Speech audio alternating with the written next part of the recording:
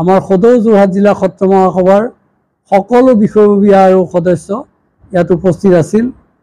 আজিৰ সভাত যোৰহাট জিলাত যোৰহাটত এখন সাংস্কৃতিক মহাবিদ্যালয় স্থাপনৰ সিদ্ধান্ত গ্ৰহণ কৰা হৈছে আৰু যোৰহাট জিলাত এখনি কৰ্মশালা আৰু আলোচনা চক্ৰ আমাৰ সুবিধা অনুযায়ী অনুষ্ঠিত কৰাৰ এটা সিদ্ধান্ত গ্ৰহণ কৰা হৈছে। সেই কৰ্মশালা বা আলোচনা চক্ৰৰ কোনো দিন ঠিৰাং হোৱা নাই, খুব সোনকালে হ'ব।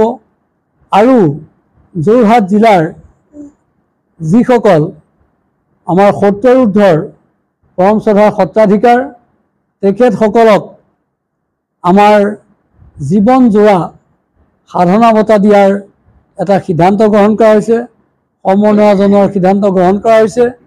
আৰু আমি অতি সোনকালেই এমাহৰ ভিতৰত নহয় জানো, নহয়নে, আমি এমাহৰ ভিতৰত আমি সেই জীৱন জোৰা সাধনা বঁটা প্ৰদান কৰাৰ আমি সিদ্ধান্ত গ্ৰহণ কৰিছোঁ।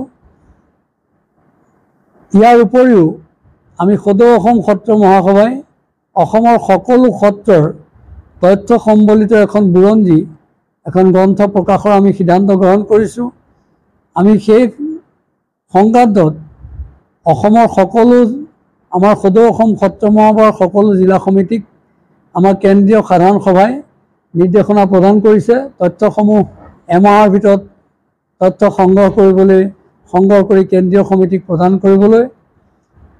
আৰু প্ৰদূষণমুক্ত এক পৰিৱেশ সৃষ্টিৰ বাবে আমি অসমৰ গুৱাহাটী মহানগৰীকে ধৰি সকলো জিলা সদৰত আমি বৃক্ষৰোপণৰ কাৰ্যসূচী গ্ৰহণ কৰিছোঁ অহা জুলাই মাহৰ শেষৰ পৰা।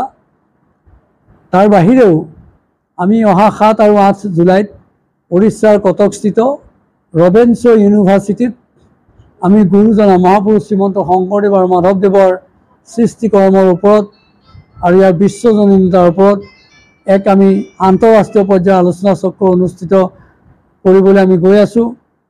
তাৰপিছত অহা ছেপ্টেম্বৰৰ শেষত মুম্বাইত আমাৰ এখনি আন্তঃৰাষ্ট্ৰীয় আলোচনা চক্ৰ অনুষ্ঠিত হ'ব আৰু তাৰপিছত আমেৰিকা যুক্তৰাষ্ট্ৰত অহা ডিচেম্বৰ মাহৰ শেষত অনুষ্ঠিত হ'ব। আৰু এই আলোচনা চক্ৰৰ সমান্তৰালভাৱে আমি সত্ৰীয়া নৃত্য, বৰগীত, অংকীয়া ভাওনা আৰু খোল বাদন প্ৰদৰ্শন হ'ব এই বিশ্ববিদ্যালয়ত উৰিষ্যাত। আমি চেষ্টা কৰিছোঁ মহাপুৰুষ শ্ৰীমন্ত শংকৰদেৱ গুৰুজনাৰ সৃষ্টি আদৰ্শৰ কৰ্মৰাজিক আৰু সত্ৰীয়া কলা সংস্কৃতিক বিশ্বৰ দৰবাৰত প্ৰতিষ্ঠা কৰাৰ বাবে আমি প্ৰচেষ্টা অব্যাহত ৰাখিছোঁ। আৰু উচ্ছৃংখল যুৱ মানসিকতা আমি নাইকিয়া কৰিবৰ কাৰণে প্ৰথম শ্ৰেণীৰ পৰা স্নাতকোত্তৰ পৰ্যায়ৰ ছাত্ৰ ছাত্ৰীসকলক লৈ আমি বিভিন্ন জিলাত আমি কৰ্মশালা অনুষ্ঠিত কৰিছোঁ। কাৰণ প্ৰথম শ্ৰেণীৰ পৰা আমি যদি আধ্যাত্মিক শিক্ষাৰে শিক্ষিত কৰি তুলিব পাৰোঁ, নৱপ্ৰজন্মক গুৰুজনাৰ সৃষ্টি আদৰ্শ কৰ্মৰাজিৰ প্ৰতি আমি আগ্ৰহী কৰি তুলিব পাৰোঁ, আমি সত্ৰীয়া কলা সংস্কৃতিৰ প্ৰতিও তেওঁলোকক উদ্বুদ্ধ কৰি তুলিব পাৰোঁ, আমি আশা কৰোঁ যে যুৱ উচ্ছৃংখলতা সমাজৰ পৰা ক্ৰমান্বয়ে নাইকিয়া হ'ব। আমি এইখিনিকে আশা কৰোঁ।